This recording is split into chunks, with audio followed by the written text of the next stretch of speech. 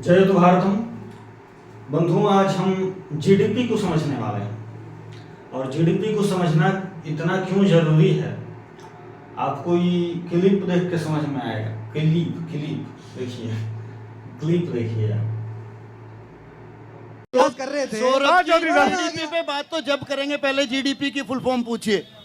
ऐसा है, पूछिए, मैं चैलेंज करता हूँ। सवाल पूछिए GDP की नेता फुल फॉर्म है, बता ये दीजिए। हवाई नेता है। जीडीपी पूछिए। की फुल फॉर्म बता दीजिए। ये देखिए, पब्लिक कह रहे हैं जीडीपी की फुल फॉर्म बता दीजिए। भाई साहब, ये लोग कह रहे हैं जीडीपी की फुल फॉर्म तो बता दो।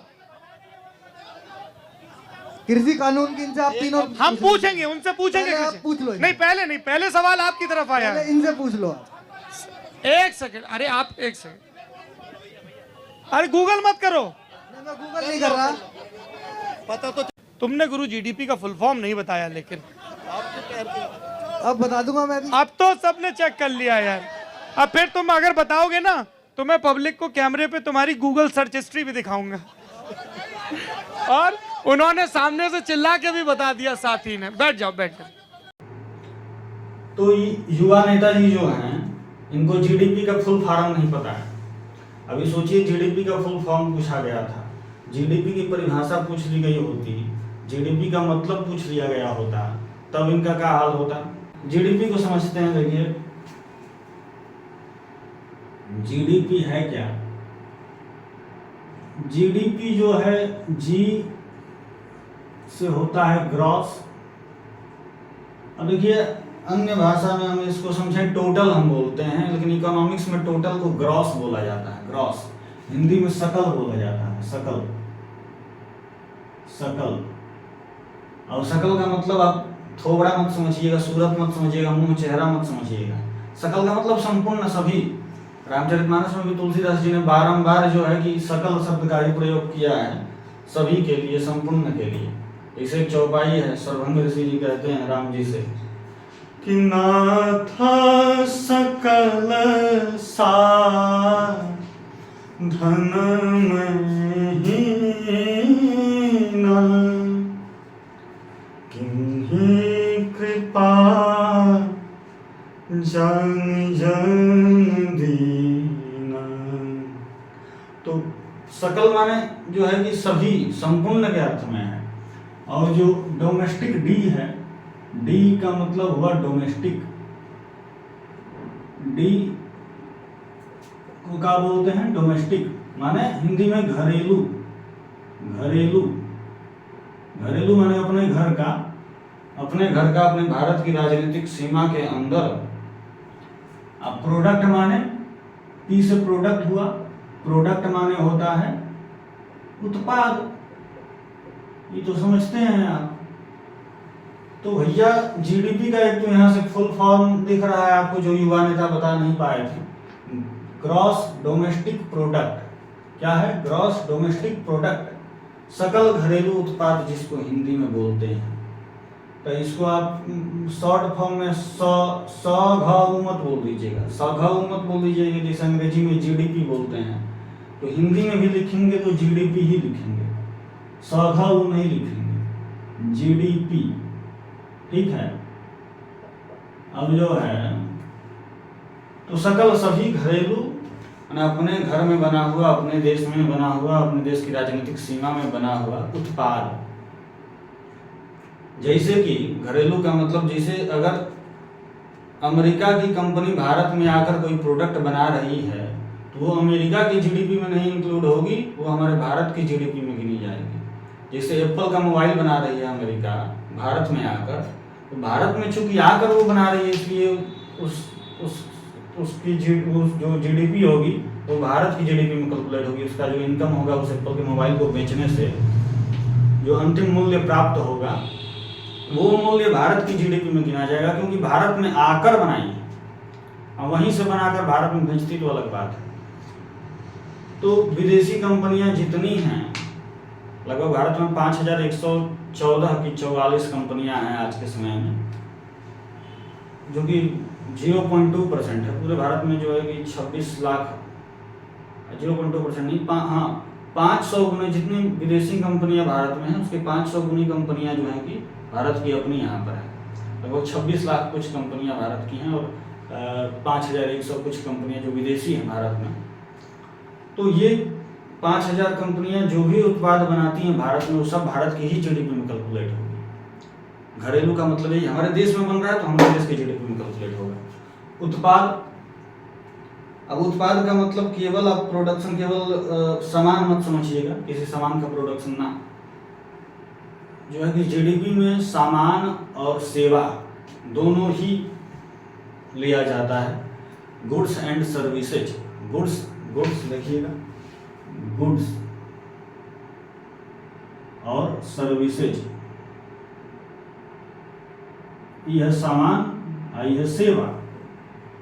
तो जो है कि अब गुड्स माने कई लोग बोलता है गुड भैया अच्छा है, तो ये गुड्स जो है कि अच्छा का प्लूरल फॉर्म हो गया ना। कहीं गुड्स बॉय नहीं सुने होंगे, गुड बॉयज सुने होंगे। तो गुड का कोई प्लूरल फॉर्म नहीं होता। ये गुड्स लग गया तो सामान हो गया। क्या हो गया? सामान हो गया। तो ये जो है कि इकोनॉमिक्स की भाषा में हम बोलेंगे सामान जो है कि सर्विसेज सेवा है। तो इस सामान और सेवा का जो मूल्य हमें प्राप्त होता है, जो अंतिम मूल्य प्राप्त होता है, उसको हम जीडीपी में कैलकुलेट करते हैं, उसको जीडीपी बोलते हैं। जैसे सामान हो गया, ये हमारा जो है कि कापी जो है, कापी, ये कापी सामान हो गया। अब इस सामान का अंतिम मूल्य, अंतिम मूल्य माने इस कापी को बनाने में जो है कि एक तो पेज लगा है, इतना कई को सारा पेज लगा है, उसके बाद ये स्प्रिंग लगा है, उसके बाद जो है कि ये कवर लगा है। तो इस सबका जोड़ के एक अंतिम मूल्य तैयार किया गया। अब जितने रॉ मटेरियल्स इसमें लगे हैं सबका मूल्य, जैसे मान लीजिए 5 रुपये का स्प्रिंग लग गया, 5 रुपये का स्प्रिंग लग गया, और मान लीजिए कि 80 रुपया का पेज लग गया, इसमें 80 रुपया का पेज लग गया, पृष्ठ लग गया आपका, और मान लीजिए कि कवरवा 5 रुपया का लग गया, 5 रुपये का कवर लग गया। कितना हो गया? 80, 5, 85, 5, 90। अब जो सामान बनाया सोचा कि हमारा मेहनत है भाई, हमको लाभ होना चाहिए कुछ, तो 5 रुपया अपना प्रॉफिट का इसमें जोड़ दिया, हमको 5 रुपया लाभ भी हो, तो लाभ अपना जोड़ दिया, तो 95 रुपया हो गया। तो हमने सोचा कि 95 रुपया में हमको मिलेगा, लेकिन सरकार ने 15 रुपया टैक्स ठोक दिया इसमें, तो 15 रुपया टैक्स आ गया। तो ये हो गया सामान 110 रुपया का, 110 रुपया हो गया।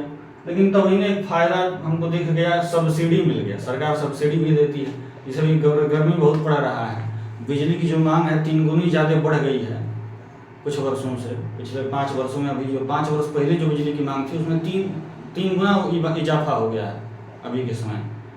तो बिजली की मांग बहुत बढ़ गई है, बिजली आपूर्ति हो नहीं पा रही है, तो एक मार्ग दिख रहा है सोलर पैनल लगाना। सोलर पैनल लगाने पर सरकार इस सब्सिडी भी बहुत दे रही है, छूट दे रही, पैसा की सब्सिडी आप खरीदो, हम इतना % आपको सब्सिडी देंगे, इतना % पैसा आपको हम भेजेंगे। कई सामानों में सरकार सब्सिडी देती है। तो यहाँ पर 5 रुपया स्प्रिंग हुआ था, 80 रुपया पृष्ठ हुआ था, 5 रुपया कवर, 5 रुपया लाभ अपना जोड़ लिया था, 95 रुपया हो गया। तब तक 15 रुपया टैक्स जुड़ गया, 110 रुपया हो गया। हमें लगा 110 रुपया हमें देना पड़ेगा, लेकिन सरकार ने 5 रुपया सब्सिडी दे दिया इसमें। तो 5 रुपया सब्सिडी दे दिया तो 5 रुपया कम हो गए।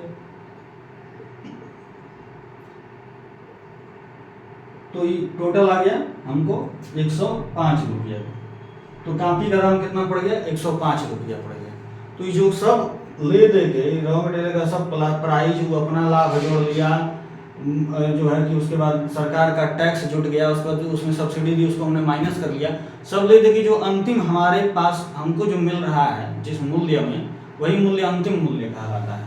जिस मूल्य में हमको मिल रहा है मार्केट में, जो मार्केट प्राइस है, तो अंतिम मूल्य उसको बोलते हैं। तो जो सामान का अंतिम मूल्य है और जो सेवाओं का अंतिम मूल्य है, जो भी सेवा मिल रही है, जैसे इंटरनेट की सेवा आपको मिल रही है जिसके माध्यम से आप हमें देख रहे हैं, तो इंटरनेट का भी पैसा आप कुछ देते हैं। पैसा कमाने का ये 2 उपाय, या तो सामान बेचकर पैसा कमाइए, या तो सेवा देकर। तो इंटरनेट की सेवा आपको मिल रही है, उसके बदले आप पैसा दे रहे हैं, तो उसको वो मूल्य हो गया। तो सभी प्रकार के सामान हो गए, सेवाएं हो गई, उनका जो अंतिम मूल्य होता है वही मूल्य जीडीपी कहलाता है। क्या कहलाता है? GDP, gross domestic product. अब ये जो ग्रॉस डोमेस्टिक प्रोडक्ट है, सबसे पहले आया कहाँ से, इसको लाने वाला इंसान कौन था, आदमी कौन था। जीडीपी नाम का कोई चीज होता है, कोई शकल सूरत ऐसी होती है, बताने वाला दुनिया को कौन था। तो एक इकोनॉमिस्ट थे, अर्थशास्त्री थे आयरलैंड के। आयरलैंड के अर्थशास्त्री हुए 1623 ईस्वी में उनका जन्म हुआ। अभी जीडीपी के बारे में और बढ़िया से बताएंगे आपको, भी इंट्रोडक्शन था एक। तो सर विलियम पेटी, सर विलियम पेटी, हिंदी में भी लिख देते हैं सर विलियम पेटी। तो सर विलियम पेटी इकोनॉमिस्ट हैं, अर्थशास्त्री हैं, साथ में दार्शनिक भी हैं, ये क्या कहते हैं, संगीतज्ञ भी हैं, बड़े संगीत में भी इनकी रुचि, बड़े संगीत के भी महारथी जो है कि हमारे फील्ड से हैं। तो सर विलियम पेटी जो आयरलैंड के बहुत बड़े इकोनॉमिस्ट हुए, इन्होंने सबसे पहले 1623 ईस्वी में जन्मे थे और 1687 ईस्वी तक इस दुनिया में थे ये। इन्होंने 17वीं शताब्दी में जीडीपी को सबसे पहले प्रपोज किया, इंट्रोड्यूस किया जीडीपी को। उस समय जीडीपी का वो मतलब नहीं रहता था जो आज का है, मतलब उस समय जीडीपी कुछ और था। इस जीडीपी को 1695 में एक और इकोनॉमिस्ट आए, नाम था उनका चार्ल्स डेवेनेंट, चार्ल्स डेवेनेंट। 1695 में चार्ल्स ऐसे लिखाता है, कैसे लिखाता है, अंग्रेजी में लिख देते हैं, चार्ल्स डेवेनेंट।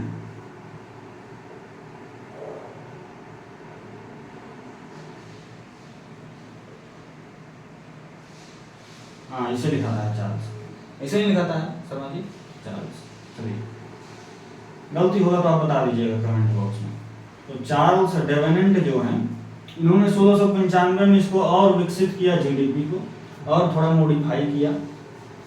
लेकिन आज के समय में जीडीपी का जो हम मतलब समझते हैं, जो आधुनिक इसकी अवधारणा है जीडीपी की, क्या मार्कर,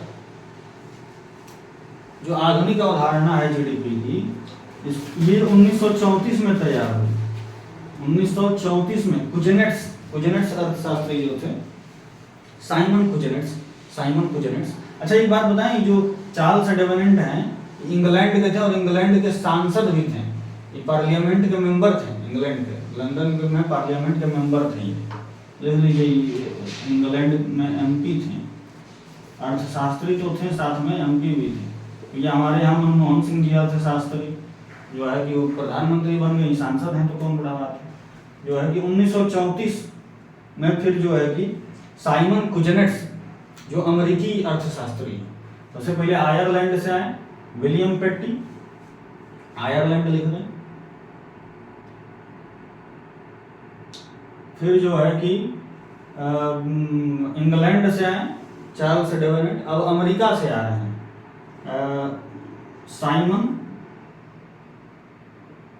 साइमन कोवैक वाला साइमन नहीं है, साइमन कुजेनेट्स। तो साइमन कुजेनेट्स ने यूएस रिपोर्ट के लिए, एक रिपोर्ट तैयार हो रही थी यूएस की, उस रिपोर्ट के लिए इन्होंने जीडीपी की अवधारणा दी, जो आधुनिक अवधारणा है, 1934 में। कब? 1934 में यूएस के कांग्रेस की रिपोर्ट, यूएस अमेरिकी कांग्रेस पार्टी की रिपोर्ट तैयार हो रही थी। उस रिपोर्ट में के लिए इन्होंने कुजेनेट्स ने जीडीपी को प्रस्तुत किया, जो आधुनिक अवधारणा है जीडीपी की, वही जीडीपी।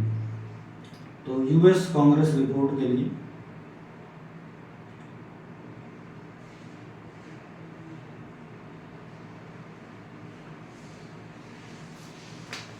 साइमन कुजेनेट्स। अब 1944 तक देखिएगा, वर्ल्ड वार द्वितीय विश्व युद्ध द्वितीय जब चल रहा था, नीचे दिख रहा है ना समझ। तो 1944 में एक सम्मेलन हुआ।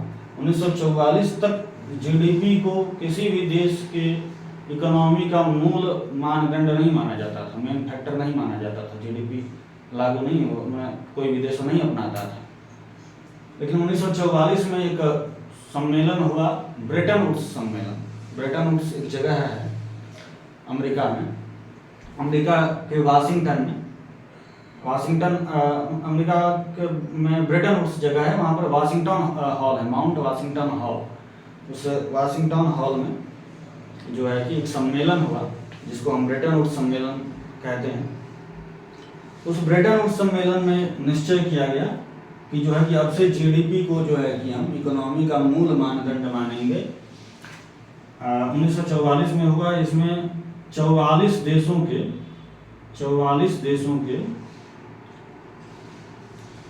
735 लगभग जितना हमें याद है 735 प्रतिनिधि आए थे। और इस सम्मेलन में जो है कि निर्णय हुआ, कई चीज़ों पर निर्णय हुआ, लेकिन उसी में से एक निर्णय ये था कि अब जीडीपी को जो है हम मूल मानदंड आर्थिक जो है कि देश की आर्थिक व्यवस्था का, आर्थिक स्थिति का मूल मानदंड मानेंगे। जीडीपी बढ़िया है तो देश की आर्थिक व्यवस्था स्थिति बढ़िया है, खराब है तो खराब है। तो 1944 में निर्णय लिया गया। उस समय तक जीडीपी नहीं चलता था, उस समय तक जो है कि जीएनपी चलता था। जीएनपी क्या है हम आपको बताएंगे। 1944 तक जीएनपी चलता था, ग्रॉस नेशनल प्रोडक्ट। तो ये जीएनपी चलता था। जीएनपी क्या है? जैसे हमने बताया कि जीडीपी जो है ग्रॉस डोमेस्टिक प्रोडक्ट, हमारे देश की राजनीतिक सीमा के अंतर्गत किसी भी चीज का उत्पादन हो रहा है, उसका जो मूल्य प्राप्त हो रहा है उसको बेचने पर, चाहे सेवाओं का जो मूल्य प्राप्त हो रहा है वो सब जीडीपी में आता है। लेकिन जीएनपी क्या है? जीएनपी क्या है? जो 1944 तक चलता था वो जीएनपी क्या है? किधर लिख दी? तो जीएनपी क्या है समझिएगा। जिसे मान लीजिए हमारे देश में जो हमारे देश की कंपनियां हैं, जो हमारे देश के लोग हैं, वो मान लीजिए कि जीडीपी में मान लीजिए 80 रुपया का योगदान कर रहे हैं, 80 रुपया का योगदान कर रहे हैं। जो विदेशी कंपनियां हैं, जो विदेशी लोग हैं, हमारे देश की जीडीपी में 10 रुपया का योगदान कर रहे हैं, ठीक। और हमारे यहाँ से जो बाहर में जा रहे हैं लोग विदेश में कमाने, या फिर हमारे देश की अगर कोई कंपनी विदेश में जा रही है, वो जो कमा रही है, वो मान लीजिए कि वहाँ पर 10 रुपये जाके कमा रहे हैं, 15 रुपये जाके 5 रुपये कमा रहे हैं, 5 रुपये। क्योंकि आंकड़ा यही है, हम आपको भी बताएंगे, समझाएंगे बढ़िया से। ये मन आंकड़ा नहीं है, मतलब आंकड़ा ये है कि जो हमारे देश में विदेश के लोग आकर जो कमा रहे हैं उससे कम हमारे लोग विदेश में जाकर कमा रहे हैं। विदेश के लोग जो हमारे देश में आकर कमा रहे हैं वो ज़्यादा है, और जो हमारे लोग विदेश में जाकर कमा रहे हैं वो कम है। यहाँ से ले जाने वाले वो ज़्यादा हैं, ज़्यादा पैसा लेकर जा रहे हैं, हम बाहर से कम पैसा लेकर आ रहे हैं। तो 5 रुपये मान लीजिए हमारे लोग विदेश में जाकर कमा रहे हैं, 10 रुपये विदेशी लोग हमारे यहाँ कमा रहे हैं, 80 रुपये हमारे यहाँ कंपनी, हमारे यहाँ के लोग हमारे देश में जीडीपी में कंट्रीब्यूट कर रहे हैं। तो जब हम जीएनपी निकालेंगे तो भैया ये 10 रुपये जो विदेशिया सब कमा रहे हैं तो हमारा पैसा नहीं है, तो इसको हम माइनस कर देंगे। 80 में से 10 घटा दीजिएगा, 70 हो जाएगा। लेकिन ये 5 रुपये जो हमारे लोग विदेश में जाकर कमा रहे हैं वो हमारे देश का पैसा है, तो इसमें जुट जाएगा, तो हमारा 75 रुपया हो जाएगा। टोटल जीडीपी देखते हैं तो 80 10 90 था, लेकिन जीएनपी कितना हो गया? 75 हो गया। यानी जीएनपी कम है, अक्सर यही डाटा शुरू से ही है। जीएनपी जो है देश का, हमारा अपना पैसा जो राष्ट्र का है वो कम रहता है हमेशा जीडीपी से। जीडीपी का मतलब ही नहीं जीडीपी बढ़ गया तो जो है कि हम बहुत अर्थव्यवस्था हमारी बहुत मजबूत हो गई, हमारा पैसा बढ़ गया ना। हमारा पैसा कहाँ बढ़ा? विदेशियों का भी तो सब कंट्रीब्यूशन है उसमें, तो उन सब का भी सब अमाउंट जुड़ता है। तो सीधा अर्थ, हाँ, अब विदेशी कंपनियां आई हैं, उत्पाद बढ़ रहा है, जीडीपी बढ़ रहा है, तो प्रोडक्शन बढ़ रहा है।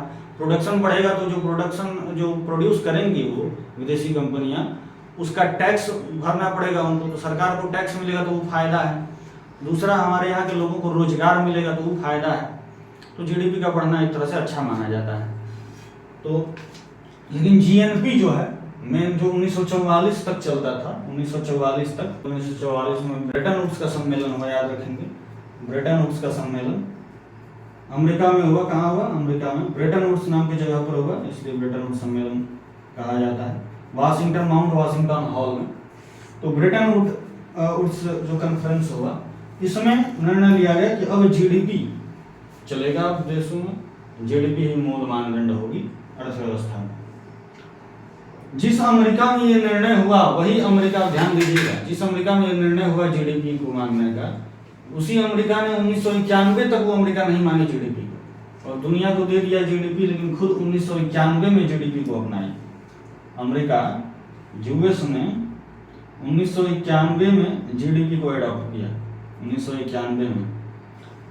और चाइना ने 1993 में जीडीपी को एडॉप्ट किया। इससे पहले उनके वहाँ जीएनपी भी नहीं चलता था, वो मार्क्सिस्ट इंस्पायर्ड थियरी थी, अकाउंटिंग सिस्टम की थियरी थी, एक अलग उनकी थियरी थी, उस पर वो चलाते थे अपने देश की इकोनॉमी को समझते थे। तो चाइना ने 1993 में एडॉप्ट किया, चाइना ने 1993 में एडॉप्ट किया। ये चीजें हो गई। जीएनपी और जीडीपी में आपने अंतर समझा। अब देखिएगा ये कि जीडीपी का ग्रोथ कितना है, जीएनपी का ग्रोथ कितना है, दोनों का कंट्रीब्यूशन कैसा है, आप देखिएगा। जो है कि इधर मिटा दें कुछ, क्या चाहे इधर ही लिख देते हैं, बाद में मिटाएंगे। तो जीडीपी का जो ग्रोथ रेट है 2024 में जो दर्ज हुआ है, जीडीपी का ग्रोथ रेट माना किस रेट से बढ़ रहा है, किस दर से जीडीपी हमारी इंक्रीज हो रही है, बढ़ रही है, वो है 8.2%। ये सबसे हाईएस्ट है, जितनी बड़ी दुनिया की अर्थव्यवस्थाएं हैं उसमें सबसे ये हाईएस्ट ग्रोथ रेट है हमारे देश का, 8.2%। 2023-24 का जो निकला है, 2023-24 का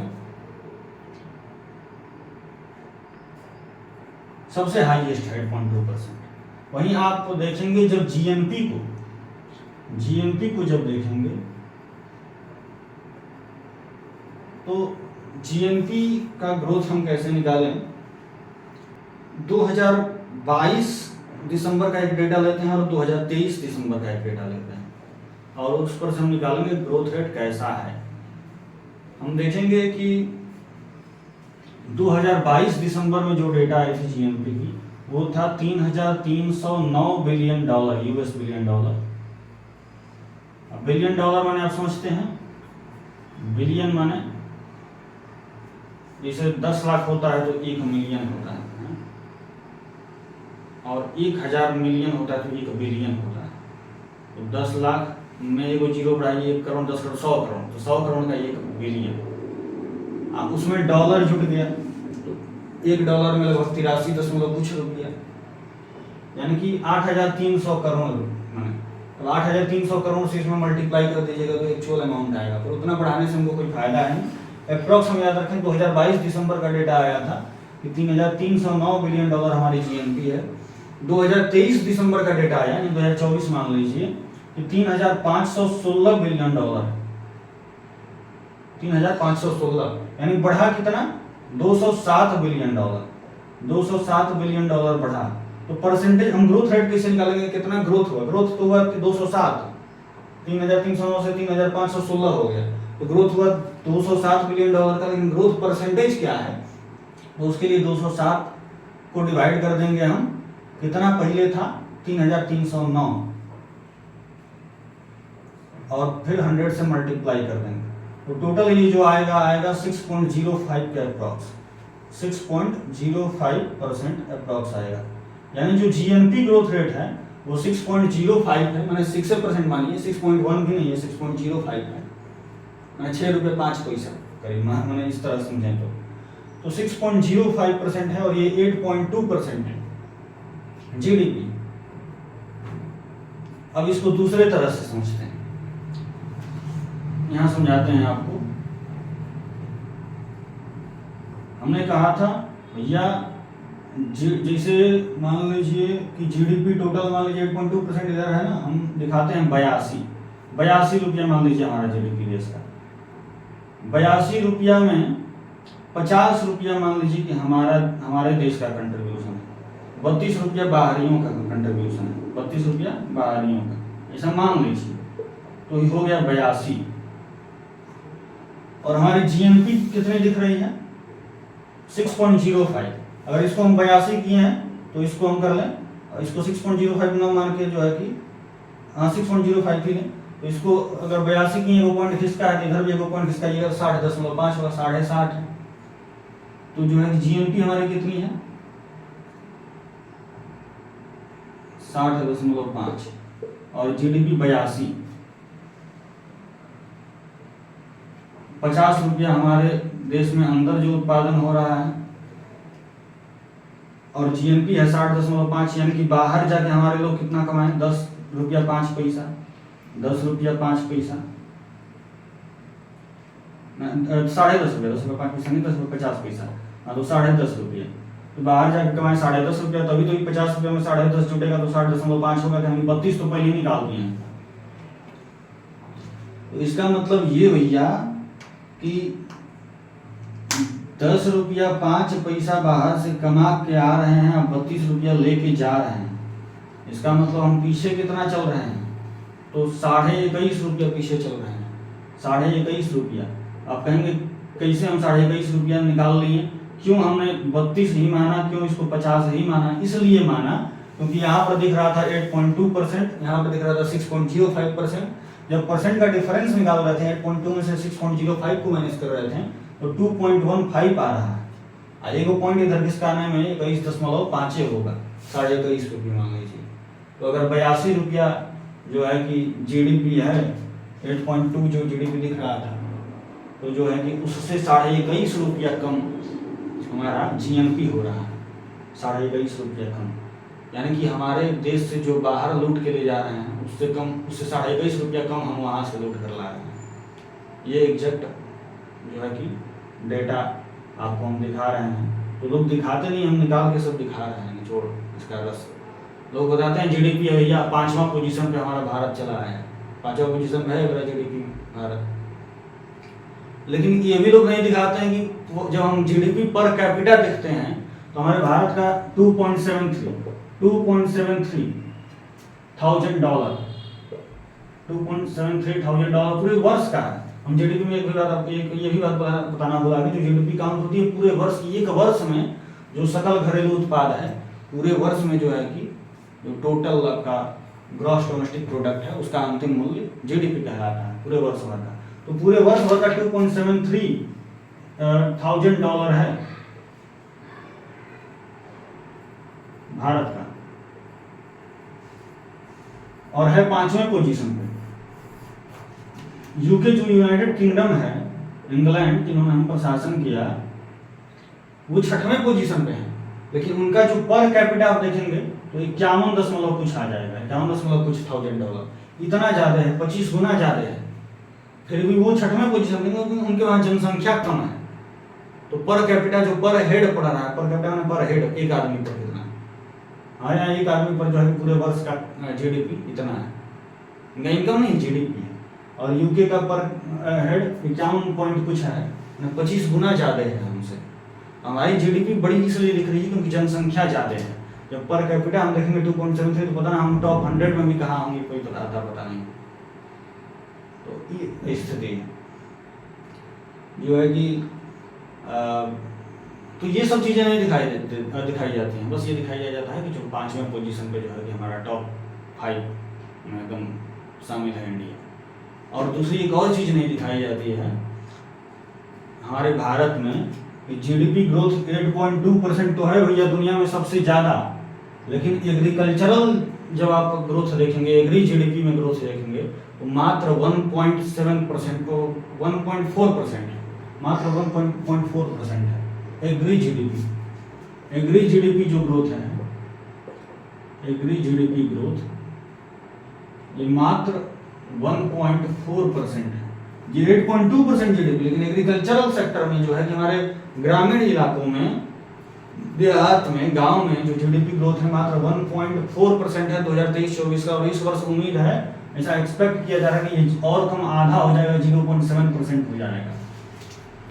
तो आप बताइए हमारे भारत में 45.8% लोग एग्रीकल्चर सेक्टर में जो है कि लगे रहते हैं।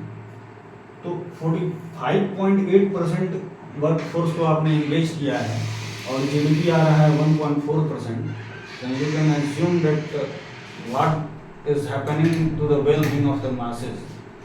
और ये जो इतनी बड़ी जो 45.8% जो लोग, इनके वेलबींग, इनके लिए भले के लिए क्या हो रहा है, ये आप एज्यूम कर सकते हैं। अभी आगे हम और चीज़ें बता रही है, ये डेटा हम कहीं से इसे उठा के आपको नहीं बोल रहे हैं।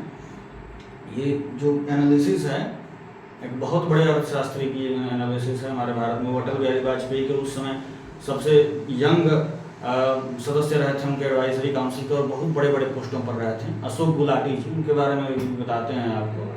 और भी कई सारी इसमें चीज़ें वो बताएंगे, तब तक ये आप नोट करिए, अभी बताते हैं हम आपको। टाइम में टाइम दे, स्क्रीन शॉट ले लीजिए।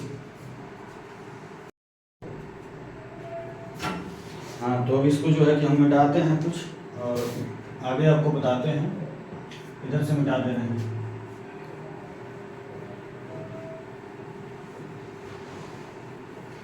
मिटा दिए ऊपर वाला, चलिए कोई बात नहीं।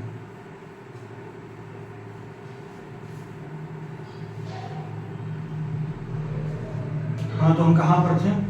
जीडीपी जो है ग्रोथ 8.2% ऐसे ओवरऑल देखा जा रहा है, लेकिन एग्रीकल्चर सेक्टर में 1.4% ग्रोथ रस है 2023-24 का, और इस साल 24-25 में उम्मीद है ऐसा कि 0.7% हो जाएगा और आधा हो जाएगा।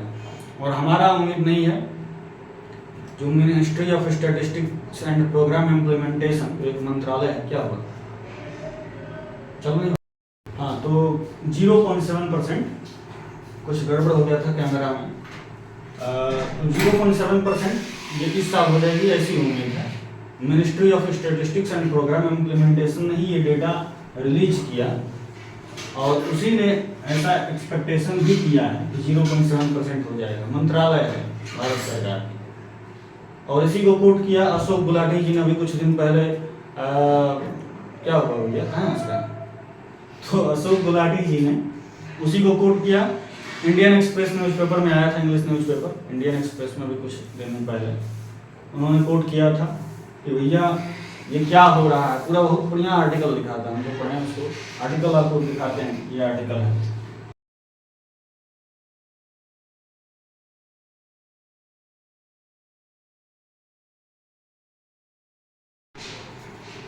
हाँ, तो आर्टिकल आपने देखा। तो अशोक गुलाटी जी की आर्टिकल, अशोक गुलाटी जी हैं कौन? बहुत बड़े इकोनॉमिस्ट हैं भैया एग्रीकल्चर के लिए, एग्रीकल्चर सेक्टर में अशोक गुलाटी जी। ये जो है कि इस समय वर्तमान में, ऐसे तो पहले बहुत बड़े बड़े पदों पर रह चुके हैं। इंडियन ICRIER माने Indian council for research, Indian council research for international economic relations, Indian council research for international economic relations में एग्रीकल्चर के लिए जो है ये इंफोसिस चेयर प्रोफेसर हैं, हमारे प्रोफेसर ICRIER के प्रोफेसर हैं। अटल बिहारी वाजपेयी के समय जो है कि उनके सलाहकार समिति के जो है कि सबसे यंगेस्ट मेंबर रह चुके हैं। उसके बाद भी जो है कि 2001 से लेकर 2011 तक ये जो है कि आपका IFPRI जो आता है, international food policy research institute, वहाँ के डायरेक्टर रह चुके हैं, चीफ इकोनॉमिस्ट रह चुके हैं, बहुत बड़े बड़े पदों पर रहे हैं। तो इन्होंने ये आर्टिकल लिखा और एनालिसिस करके बताया भैया अभी जो इलेक्शन में रिजल्ट ऐसा क्यों आया। पिछले 2019 में जब चुनाव हुआ था तो भाजपा को 333 सीटें मिली थी, इस बार 240 सीटें मिली, यानी 63 सीटें कम हुई, 63 कम हुई, तो मतलब 63 सीटें यहाँ हार गई। और जो भारत में 253 ऐसी सीटें हैं जो रूरल डोमिनेटेड, मतलब ग्रामीण प्रधान है, यहाँ पर ग्रामीण लोग ज़्यादा रहते हैं, ऐसी कंस्टिट्यूएंसीज, ऐसे लोकसभा क्षेत्र 253 है। इसमें से 193 सीटों पर भाजपा जीती, 193 माने 60 सीटें यही हारी, 60 सीटें यही हारी। टोटल 63 सीटों पर हारी है, जिसमें से 60 अकेले ग्रामीण प्रधान क्षेत्रों में। 63 में से 60 सीटें हारना यहीं से, ये सबसे बड़ा संकेत है कि ग्रामीण लोगों ने ही हराया है। तो इस इलेक्शन में जो है कि rural people sent a strong message to the BJP. 63 में से 60 यही है कारण। भैया एग्रीकल्चर तो गांव में है ही नहीं है, जीडीपी कहाँ है, कुछ नहीं है, 1.4% कुछ नहीं है, क्योंकि 45.8% लोग इसमें इंगेज हैं जो है कि। तो ये सब चीज़ें हैं अशोक गुलाटी जी के आर्टिकल में आई थी। अब अच्छा है कि कुछ उम्मीदें आई हैं, शिवराज सिंह चौहान को जो है कि बनाया गया है agriculture minister, rural development and agriculture minister. उन्होंने मध्य प्रदेश में अपने सरकार में जो है कि सबसे ज़्यादा काम किया एग्रीकल्चर सेक्टर में, और पिछले 15 वर्षों में एकदम हाईएस्ट पीक पर पहुंचा दिया एग्रीकल्चर को मध्य प्रदेश में। तो वो अब बने हैं, तो जो है कि उम्मीदें हैं कि अब कुछ सुधार इसमें होगा। खैर, हम जीएनपी जीडीपी की बात कर रहे थे, तो भैया जो है जीडीपी हमारी 8.2% ग्रोथ, जीएनपी 6.05% ग्रोथ, 2.15% की कमी, ये सब चीज़ें देख चुके हैं हम। भारत में जो विदेशी कंपनियां हैं वो 5114 हैं वर्तमान में, और हमारी पूरी जो कंपनी भारत में काम कर रही है वो 26 लाख कुछ हैं। मतलब ये 500 गुना ज़्यादा है, 500 गुना ज़्यादा है। भारत की कंपनियां विदेशी कंपनियों से 500 गुना ज़्यादा है। इसका मतलब यदि विदेशी कंपनी 0.2%, यदि हम 100% कंट्रीब्यूट कर रहे हैं तो इसमें हिस्सा जो है कि विदेशी कंपनियों का 0.2% का रहना चाहिए। 0.2% का रहेगा तो अभी 0.2 से 5 में गुणा करेंगे तो 1 होगा, 1 को 100 में गुणा करेंगे तो 100, तो 5 गुणा 100 500। 0.2 को 500 में गुणा कर देंगे तो 100 आ जाएगा, 100%। तो इसका मतलब इनका कंट्रीब्यूशन जो है कि 0.2% रहना चाहिए विदेशी कंपनियों का हमारे जीडीपी में। तो इससे डरने की बात नहीं है, क्योंकि 0.2% ही इनका कंट्रीब्यूशन अक्सर देखा गया है। हाँ, 2007-8, 2010-11 में ये बढ़ के 0.3% हो गया था, मतलब 1.5 बढ़ गया था। देखने में लग रहा है बस 0.2 से 0.3 हुआ, 0.1%, लेकिन बहुत बड़ा अमाउंट होता है। आप सीधे 1.5 गुना बढ़ जा रहे हो। 5000 मैंने कंपनियां वो काम कर रही है जो 7500 कंपनियां जितने नहीं कर पाती। तो ये 2007-8 में हुआ, 2007 और 2008 दोनों साल होगा। दोनों साल आप जब देखेंगे तो 0.3% इनका कंट्रीब्यूशन है जीडीपी में। 2010-11 में देखेंगे, दोनों समय मनमोहन सिंह जी की सरकार थी, तो 2010-2011 में देखेंगे तो यहाँ पर भी 0.3%। उस समय चिंता का विषय बन चुका था जो है भैया 0.3%, 1.5 गुना इनकी जो है कि बढ़ोतरी हो चुकी है। ये बहुत डर की बात है, लेकिन फिर नॉर्मल हो गया। 2003 से लेकर 2018 तक का डेटा अभी हमारे पास उपलब्ध है, जो इधर पिछले 5-6 साल का डेटा ऐसा कुछ नहीं आया है इनका विदेशी कंपनियों का कंट्रीब्यूशन कितना है हमारी जीडीपी में। तो अब तक का डेटा वही है, 15-16 सालों में हर साल 0.2%, 4 साल 0.3% हुआ है। तो उतने डर की बात नहीं है, ये कंपनियां बहुत कम हैं।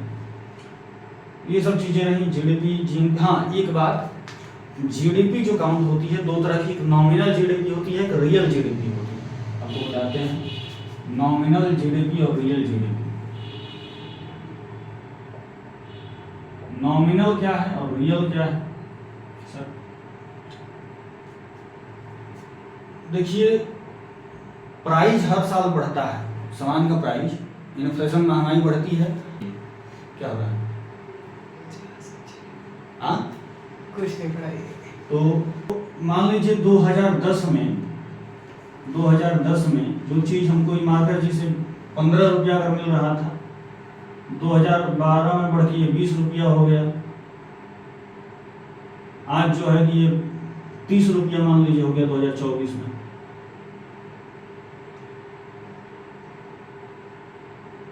तो महंगाई बढ़ते जा रहा है। 2010 में अगर हम 10 मार्कर बेचते थे, 10 मार्कर का प्रोडक्शन होता था, तो 15 गुणे 10 150 रुपया, 150। अब वहीं आज अगर बस 5 का हो जाए तब भी 150 ही रहेगा। 5 मार्कर का प्रोडक्शन हो तब भी 150 ही रहेगा। तो देखने में तो ये जीडीपी दोनों बराबर है, ये जीडीपी दोनों बराबर है, लेकिन है बहुत कम ये। जब प्रोडक्ट पर फोकस करता है ना जीडीपी, तो प्रोडक्ट आपका 5 हो गया, सीधे आधा घट गया, और ऊपर से महंगाई हर साल बढ़ रही है। 10 साल पहले का 10 रुपया और आज का 30 रुपया बराबर है, समझ रहे हैं ना। तो जो है कि तो ये 150 रुपया 50 रुपये के बराबर फिर हो जाएगा।